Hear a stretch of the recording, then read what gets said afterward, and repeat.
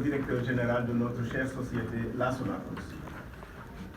Nommé en novembre dernier, il a pris fonction, s'est attaqué aux dossiers les plus brûlants, à savoir l'approvisionnement des graines, l'approvisionnement des usines en graines d'arachide, la remise en marche de nos machines et la révision des organigrammes cibles. En ce qui concerne l'approvisionnement des graines, c'est-à-dire la campagne arachidière, aujourd'hui, nous sommes à 1280 tonnes, 11 280 tonnes d'achetées et payées.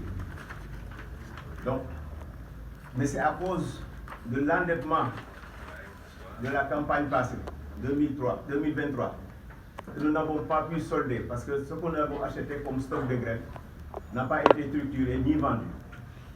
Donc cet argent-là qu'on a emprunté pour acheter les graines, il fallait le rembourser pour avoir un autre crédit auprès de la banque islamique. Heureusement qu'on est arrivé à ça tout dernièrement. Et le DG aussi, le nouveau DG, a pu trouver 10 milliards pour solder les opérations, les réceptions de graines au niveau des usines. Donc, comme je l'ai dit tantôt, nous sommes à 11 280 tonnes de graines achetées. Hier même, on a commencé à avoir d'autres camions. Donc, les réceptions vont reprendre au niveau des usines.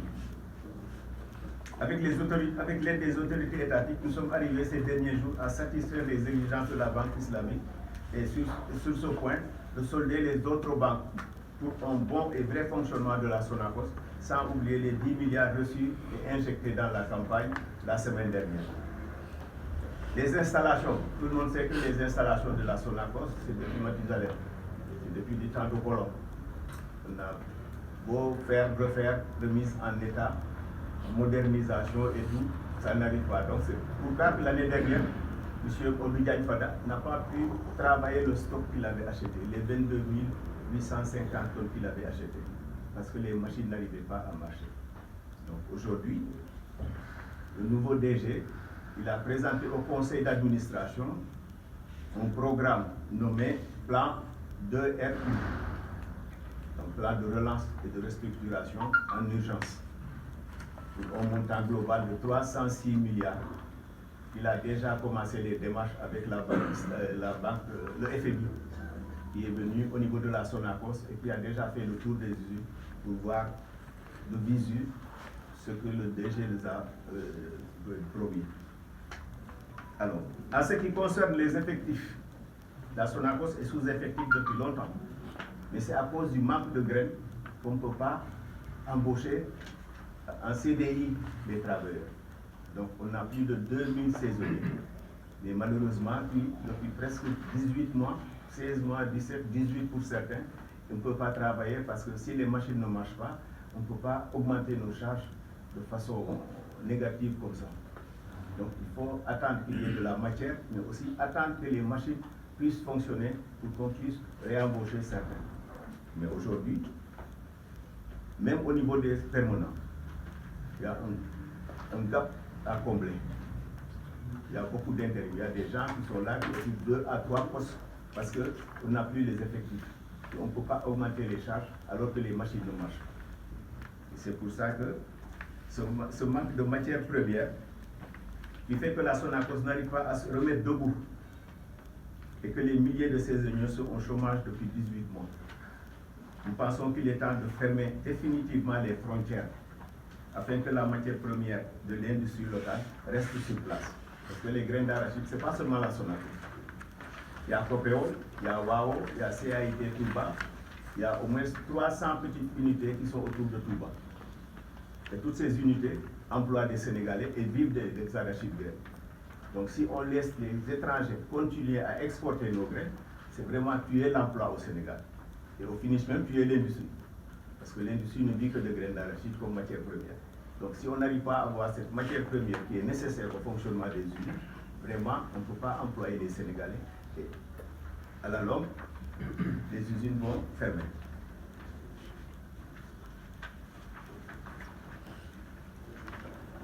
Cela permettra des embauches, mais aussi de pouvoir avoir des ressources financières pour moderniser les installations. Donc, s'il n'y a pas de rentrée de fonds, la société ne peut pas évoluer parce qu'il y a même des difficultés pour le fonctionnement normal. Donc, la première décision du nouveau directeur, que le syndicat salue, entre dans le cadre de cette mise en norme des services afin de mieux faire face aux défis en vue. On a responsabilisé, il y a une note qui circule ces jours-ci, parce qu'on a responsabilisé au moins 11 directeurs centraux au niveau de la direction générale. C'est des gens qui étaient déjà directeurs pour la plupart, et il n'y a que 3 nouveaux anciens chefs de service qu'on a promus comme directeurs. Donc pour dire que, comme certains le disent dans la presse, il n'y a pas d'augmentation du personnel, ni presque de charge. Parce que c'est un transfert de directeur, un directeur qui quitte une direction pour aller vers une autre, ça ne demande pas une augmentation de salaire. C'est pour la réorganisation, pour être beaucoup plus responsable, pour être beaucoup plus efficace dans le travail. Et tous ces directeurs nommés là, les 11, comment ils s'appellent, les 8 ou 9 étaient déjà directeurs.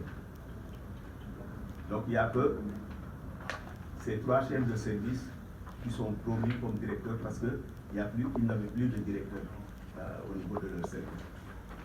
Et c'est des gens de la maison qui ont fait au minimum plus de 15 ans, d'autres plus de 20 ans d'ancienneté. Donc il n'y a pas de nouveau là-dedans. Et c'est ça qui est nécessaire aussi pour que, par rapport à la relance qu'il veut imprimer au niveau de la Sonacos, il faut qu'il y ait des gens, on responsabilise des agents pour la prise en charge de ces défis-là. Voilà. Le syndicat national dit oui, car c'est une promotion interne tant souhaitée et mise en œuvre. Dès son arrivée, la première doléance que nous avons posée, nous avons dit qu'il manque d'effectifs dans les usines. Mais nous savons pourquoi, parce qu'il n'y a pas de matière première. Mais quand même, il y a beaucoup de postes vacants, surtout au niveau de la haute maîtrise et des ingénieurs. Donc, nous souhaitons qu'il y ait promotion interne, pour qu'ils n'aillent pas vers ses anciennes connaissances ou ailleurs pour nous amener des ingénieurs ou bien des cadres. Nous souhaitons que la promotion interne soit appliquée. Et vraiment, c'est ce qu'il a fait dans sa globalité. C'est pourquoi le syndicat salue vraiment cet acte de courage qu'il vient de faire. Nous sollicitons le soutien aussi des autorités étatiques pour la disposition des fonds de modernisation des ateliers. Parce que je vous l'ai dit tantôt, pour 306 milliards, il faut qu'il y ait la main de l'État comme garantie.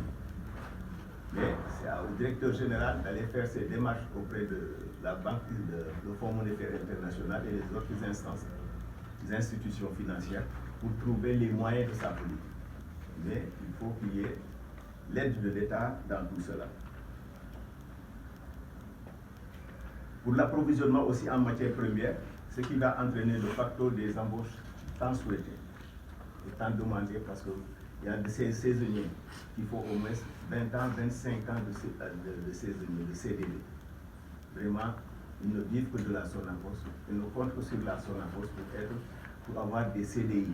Et vraiment, il est grand temps qu'on puisse remettre les machines en marche, avoir un bon approvisionnement en graines pour que vraiment ces 2000 saisonniers pères de famille puissent avoir des CDI dans leur grande majorité. Il fut de temps, la Sonacos avait plus de 2600 permanents et près de 6000 saisonniers. Aujourd'hui, on est à peine à moins de 500 permanents. Mais on est au moins à plus de 2000 saisonniers.